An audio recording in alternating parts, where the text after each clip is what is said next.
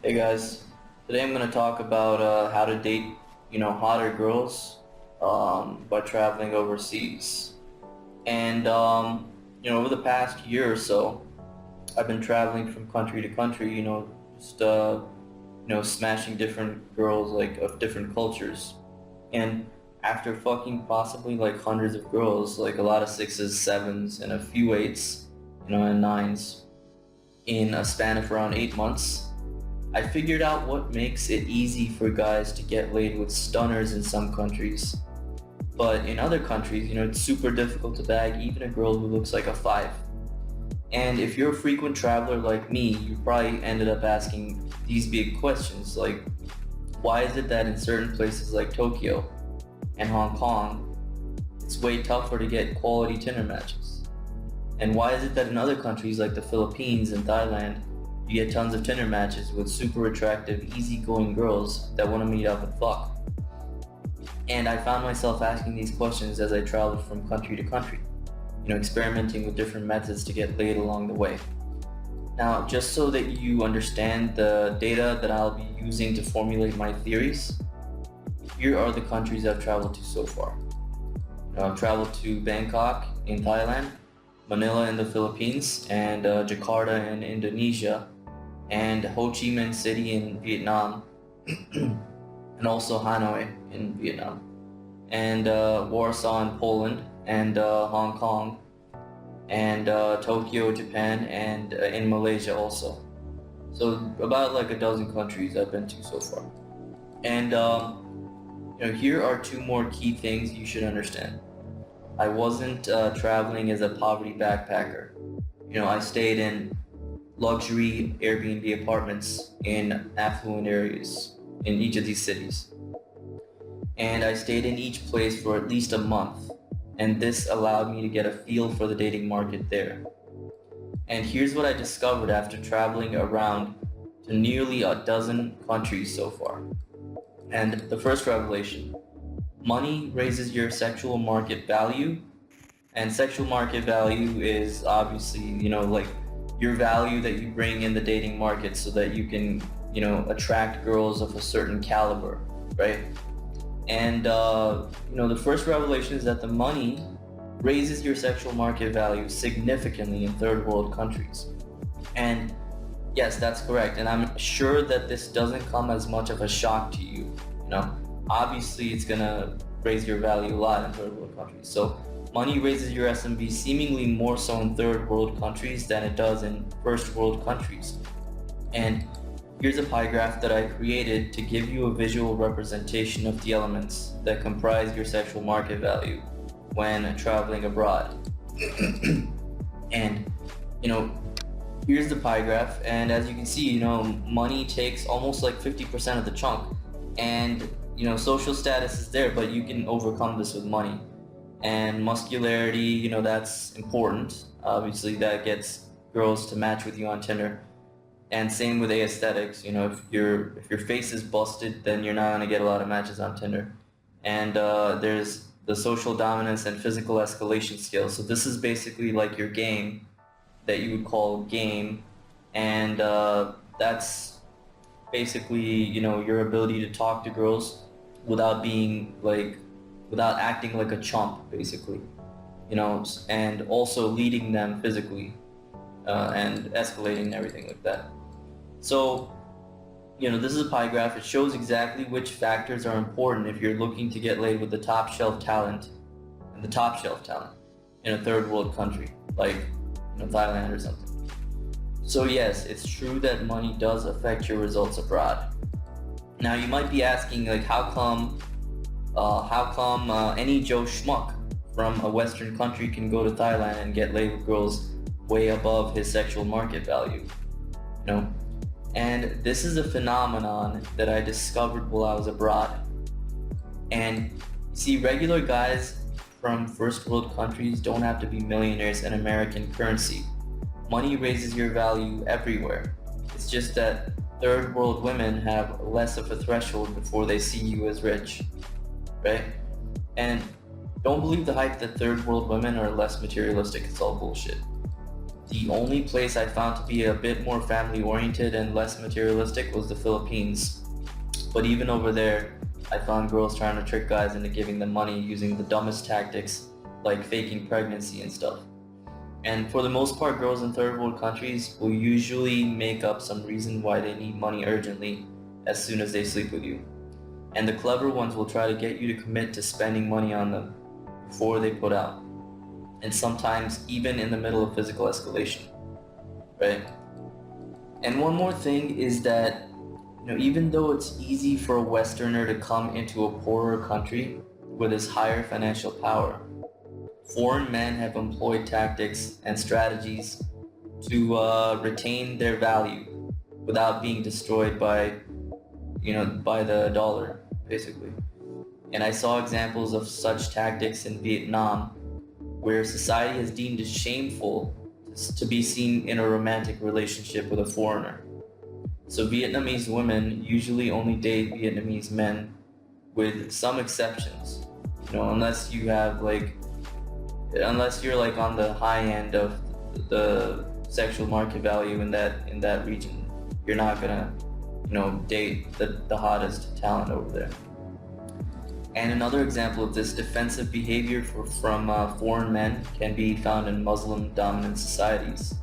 And in these cultures, premarital sex is frowned upon, and that somewhat lessens the damage that a financially superior Western guy coming into their country and trying to sleep with older women can do, right? And here's a huge insight, by the way. Are you ready for the shocker? The pie graph in the first world countries looks exactly the same as the pie graph I posted for third world countries. And here's what comprises sexual market value in first world countries. Okay, so here's the pie graph. It's the exact same. And the pie graph here shows that sexual market value is composed of the same categories, with each category holding the same degree of importance, no matter where in the world you go. But then, why is it that dudes complain about women acting spoiled, bratty, and having impossible standards in first world countries? It's because most guys are broke by first world standards. See, in first world countries, the reality is that the only guys who are able to leverage the money side of the graph here are the guys who make 7 figures and more in one of the stronger currencies like, US dollars or, British pounds sterling or something like that. And here's what an average guy's sexual market value looks like in like a first world country. And you can see he's barely filling the wealth side of the graph. There's some game there, and then there's a little bit of aesthetics, but not too much. And he has some decent muscle, and social status is pretty much low. That's the average guy in first world countries. And that's why they're not really doing that well, because compared to their competition, compared to like a guy who has resources and wealth, that they have very low value with that. And the dotted portion of this graph represents an average first world man's value in comparison to male competition in a first world country. And here's what the average first world guy's value looks like when he migrates to a third world country like Bangkok, right? And here's the graph for that. And notice how the first world man's value has increased in every category. The most significant increase is in the money and wealth indicators category, right? Now you might be asking how this guy's social dominance and physical escalation skill increased all of a sudden. It didn't. Most of the native guys in Thailand are shy, not very outspoken, and have weak physical escalation skill. So a guy in America might be able to go for a kiss without giving a fuck, and that might not increase his value that much in his native country, because a lot of guys have game in America, whatever. They're getting better and better every day because all these dudes teaching them how to get better with girls, with physical escalation and all that stuff. But He might be able to do that in his own country, it might not matter much, but when he comes to Thailand, his ability to go for a kiss without giving a fuck increases his value significantly relative to the male competition's value in that category. So it's important to note that it's your value relative to the local male competition in each category that determines the quality of girls you'll be dating and hooking up with when you go to a new dating market, such as a new country or even just a new city, right? And when you go to a new country, you need to assess where you stand in each of these categories in comparison with the competition of males. And if you're in the top percentile of each category, you'll be slaying models and dimes, right? And everyone has been wondering why women become more picky in first world countries. It's because of the gap between the rich and the poor. And the more it increases, the more difficult it is for the average guy to get any quality pussy, since the quality pussy is usually flocking to the small percentage of men who are able to fill that money part of the pie graph. And so here's the big revelation here. In first world countries, most men compete on looks, masculinity, muscularity, social dominance, and alpha traits like physical escalation skills in order to attract average to above average women. Money doesn't matter unless a guy is making 7 figures and more. And in third world countries, men from first world countries outcompete all the local competition on all categories. And money, looks, masculinity, muscularity, social dominance, and alpha traits, everything. And here you see the effects of money, because when you take the currency exchange value of $1 and compare it to the local currency, you have the buying power of at least a millionaire. And in third world countries, your competition is poverty males, so flashing money works better. And although once she meets you for a date, you need to act masculine and lead her to your room and escalate physically just as you would with first world women, And in first world countries, flashing muscles and acting aloof and like a jerk works better because your competition in that market is mostly skinny, effeminate men who have developed beta personalities. And these men usually have around the same financial power as you. So you're obviously not going to compete using wealth indicators. So instead, 99% of males in first world countries are competing on all the other categories except wealth, and they're competing for scraps, women who are 6s and 7s at best. So you would think that the working class men fight for scraps, while the rich men get all the 9s and 10s. And here's where it gets kind of confusing. A lot of the rich men in first world countries are usually nice guys who have neglected developing the social aspect of their character. And they've just focused all their time on building wealth, and hence there's the common stereotype of billionaires losing half their money in a divorce, And so these rich dudes aren't banging the top shelf women either. So who is getting the top shelf women? So let's analyze a few different avatars that exist in our society so that we can better understand what kind of guy is banging the top tier women in first world countries. Okay, so, and here's like a diagram that is, for Bill Gates basically. And here's Bill Gates, and notice how he has low stats on every category except wealth. And a little bit on status. I would say he has some status also. This translates to him marrying a woman who looks like a 4. And as you can see, there's his wife. She's like a 4, right? And in this example above, Bill Gates can be seen married to a woman who's a 4, maybe even less actually. She's busted.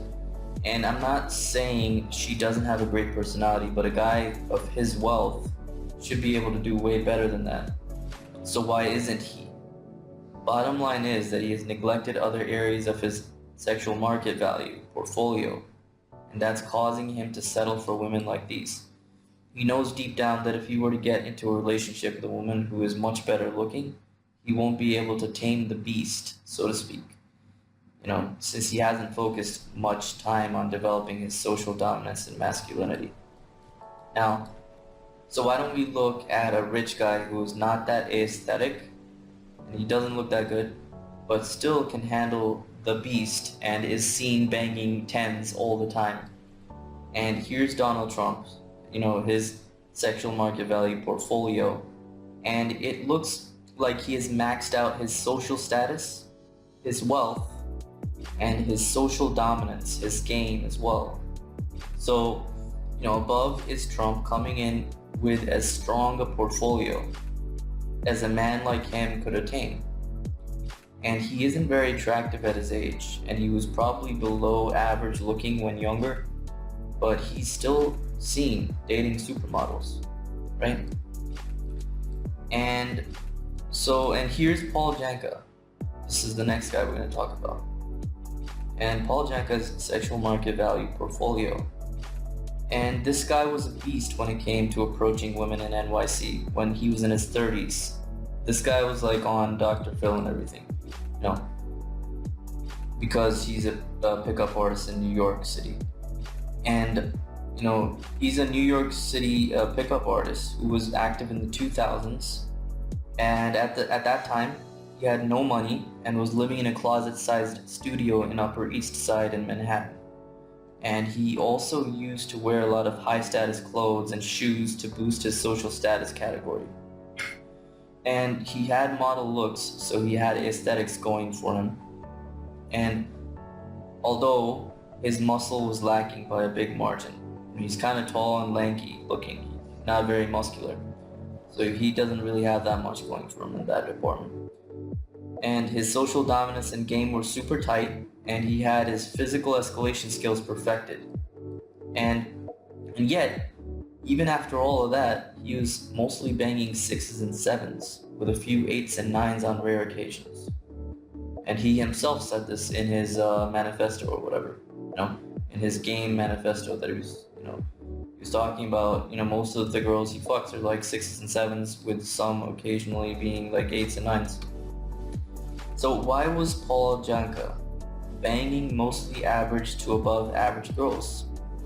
And like I said, 99% of the male population in first world countries competes for average to above average women, while a man with a fully developed SMV portfolio takes it all.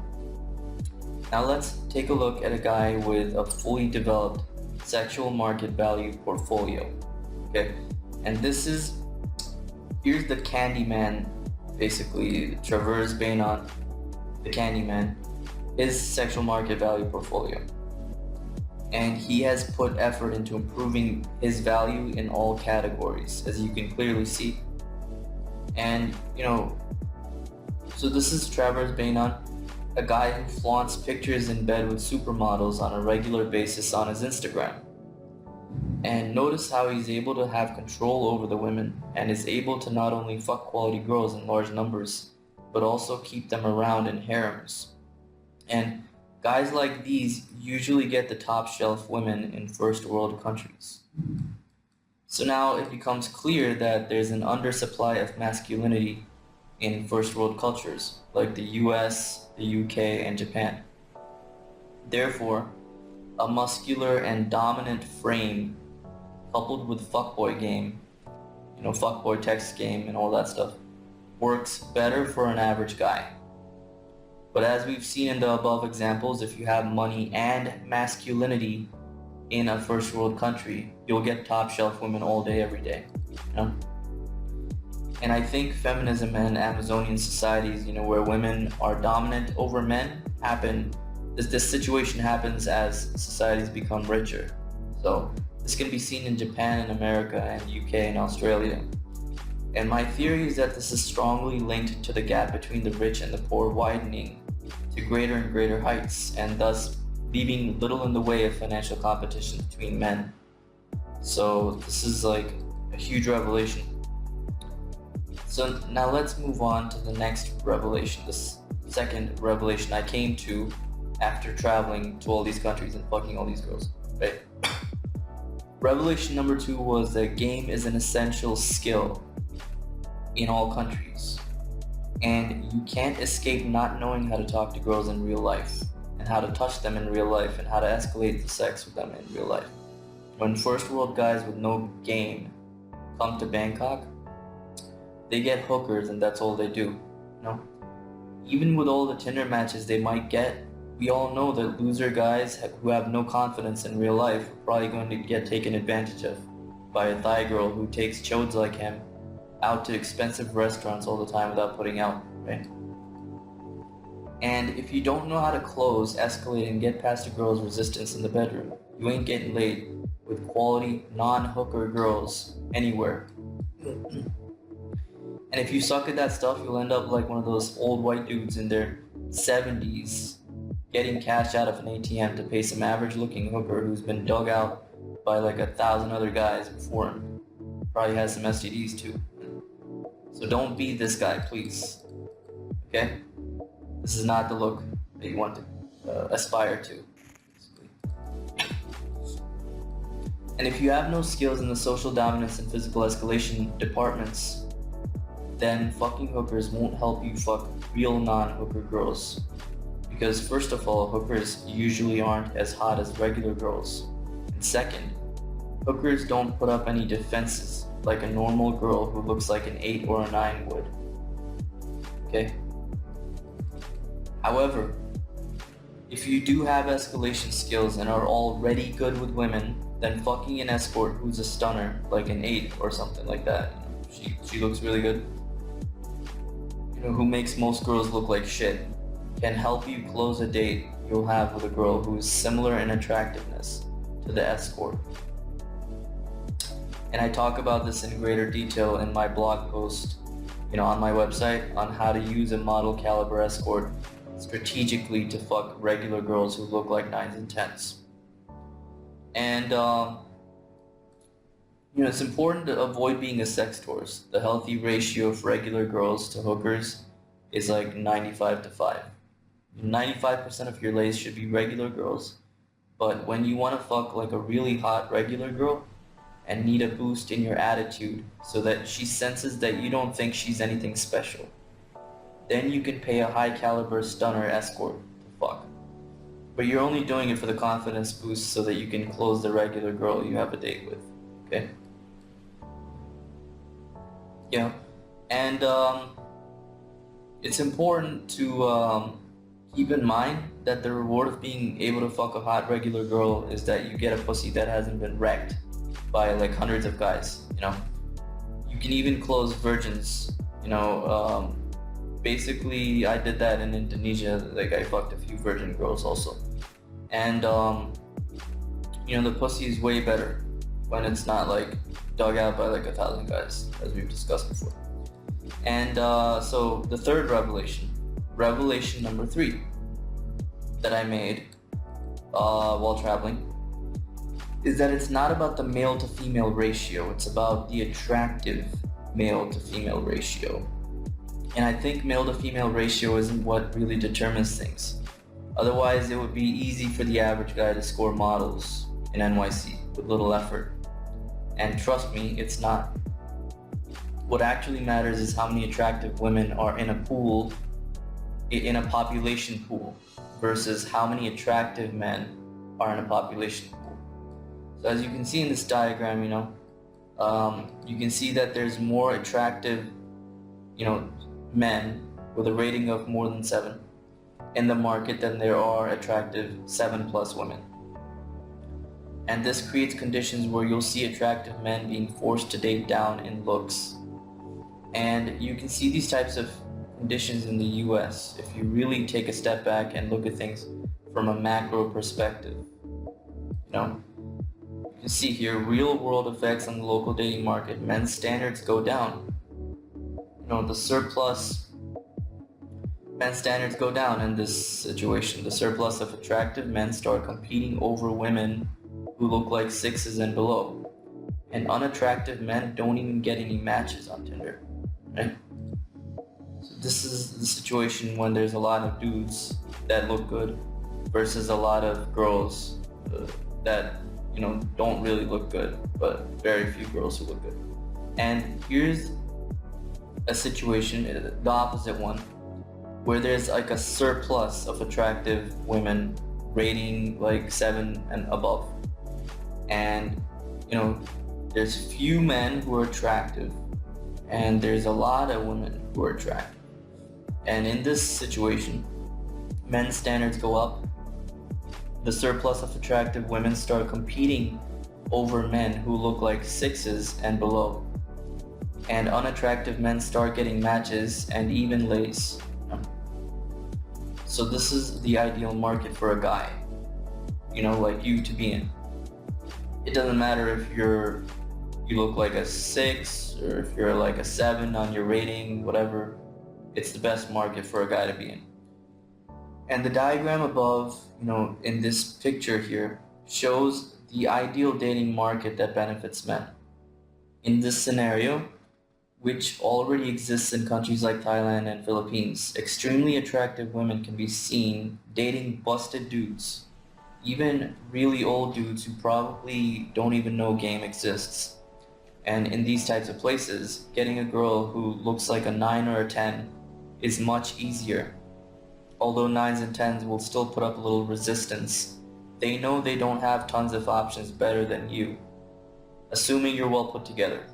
And they will give you way less resistance and will behave friendly and act feminine. Okay? And the great thing about living in a dating market that has a surplus of attractive women is that you can import women from difficult markets. For example, from the UK, and their behavior will automatically adjust itself because of the environment and their lack of dating options in the current dating market. So that is, even if you were to bring a girl from an external dating market, she would not leave you because the competition from attractive women is far too great for her to be able to trade up. So basically, if you are in like Thailand or something and you wanna, you tell a girl in like the United Kingdom or UK that you'll pay for her plane ticket to come to Bangkok and hang out with you or something, and she comes over and then, you're banging like a 9 or something, who came from the UK. She's not going to be able to trade up in that market, and she's going to be forced to behave more feminine and shit because of that environment. Women's behavior is a pretty good reflection of what the market is like. So essentially, when you see girls behaving, uppity and snobbish and shit, that usually means there's a lot more attractive men than there are attractive women in that market. And so, you don't want to go to difficult markets like those. You want to stay in good markets that benefit men and import girls from difficult markets into that easy market like that.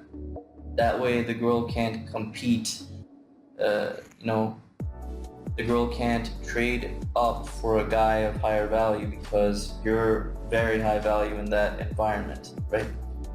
And so, and the final revelation, and here the fourth revelation actually, that I discovered here while traveling is that unregulated, rampant prostitution lowers the value of pussy in dating markets. And I stumbled upon an incredible realization when I studied the dating market in Bangkok, Thailand.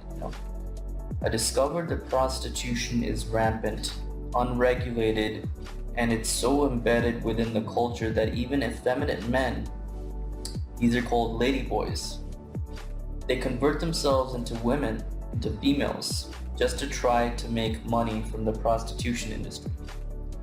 And what did these ladyboys and all these, all this rampant prostitution do to women's power in the sexual marketplace? Yup, you guessed it.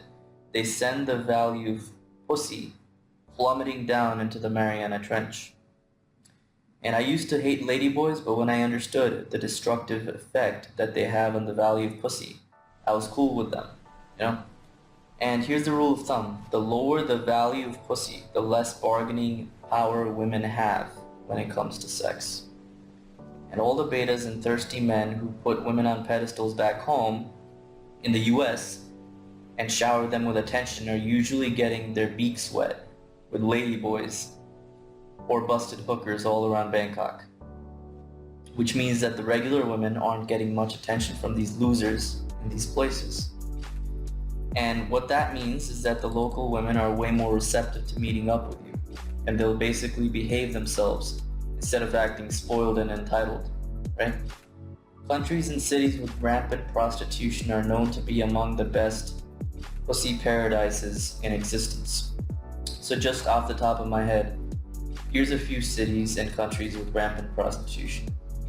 Las Vegas, there's Thailand, and then the Philippines. And the fifth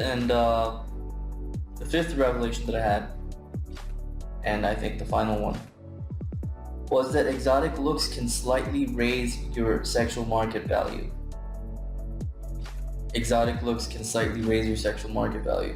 Okay, and this factor may allow you to bang women slightly above your sexual market value, but it won't have models jumping your bones or anything serious. Okay? And whether you'll slay hotter girls in a different sexual market is also about whether the women in that market have a predisposition to liking men of your ethnicity, skin color, and all that stuff. And, opposites attract. And if you're a dark-skinned guy in a Nordic country, you're more exotic than in a country like Malaysia or, India or something like that. And similarly, white men do well in Bangkok. Although you can still kill it as a tan or a dark guy if you flash money. So from like real world experiences, I never saw a busted dark guy dating a supermodel in a country like Poland. The sexual market value boost that you guys usually get, when you travel to a country where you're exotic, is very subtle. And I don't think exotic looks offer as much of a boost to your value as, for example, like lifting weights and getting shredded or something like that, or grooming your facial hair and having a sick faded like haircut or something. I don't think the exotic boost is that powerful unless you already have strong sexual market value. If anything, I found evidence that the exotic value is like an amplification factor. So what that means is that if you're already aesthetic and muscular, the exotic value will amplify the effect tenfold. So if you're not that aesthetic, if you don't look that good, you might get like a 2x boost from your exotic value, but that's about it. It's not really going to amplify your value that much, just a little bit. And so it's important to work on those other factors like your muscle and your looks and everything like that, and obviously your money stuff. And that brings us to the end of this video. So just to recap, there's 5 factors responsible for getting you laid with more and hotter girls when you travel abroad. Having a first world income is the first one. And number 2, developing solid game, social dominance and physical escalation skill. Very important. And number 3, going to a place with a low number of attractive males and a high number of attractive females. And number 4, going to a place with rampant, unregulated prostitution. Okay?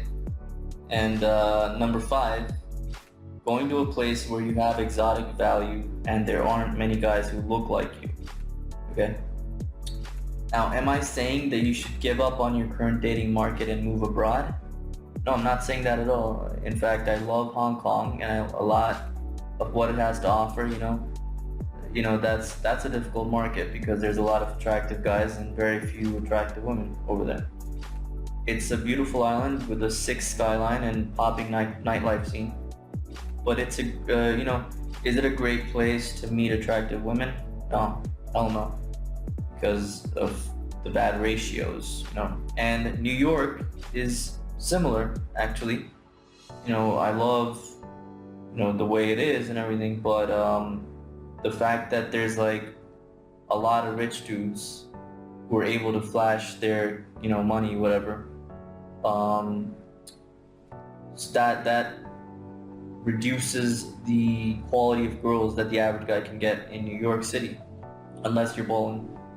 So understanding these dating market dynamics allows you to better understand what you're getting yourself into when you go to a new country or a new city, so you can prepare yourself for battle if it's a shitty market. And I love the challenge of competing in shitty dating markets, and it's fun to be able to swoop hot first world girls, from time to time. Um, just keep a good balance. Sometimes you go to, Bangkok or something, or sometimes you go to NYC, or sometimes you go to like Sydney, Australia, or something like that, just to fuck around. And just keep a good balance between the two. That way, you know that if I go here to like NYC, it's gonna be harder, so I have to prepare for that. You know. Oh, and as a final note, just in case you're wondering what your Tinder bio should look like in a first world country where masculinity is more valued by women, I've created the perfect little ebook for you containing my 3 most successful Tinder bios that will raise your Tinder results to a whole new level. And this is a link to my, there's a link in the description for my free ebook, 3 proven and tested Tinder bios. And you'll get the exact 3 Tinder bios I used personally to get over 100 DTF matches on Tinder and sleep with 3 girls in one night. And that's pretty much it. So like this video and subscribe, and stay tuned for more awesome content.